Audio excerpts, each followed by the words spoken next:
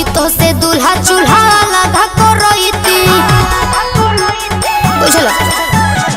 आ रही तो जे सोझावा तो बोझावा ना पईती तहारा से कही चूल्हा लगा करईती कोनो कमी नहीं खे देबो जावे में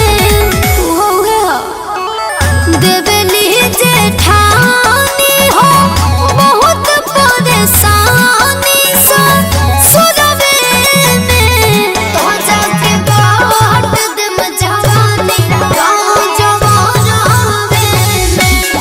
राजा जी बाट दम जवानी गाँव जवानावे में।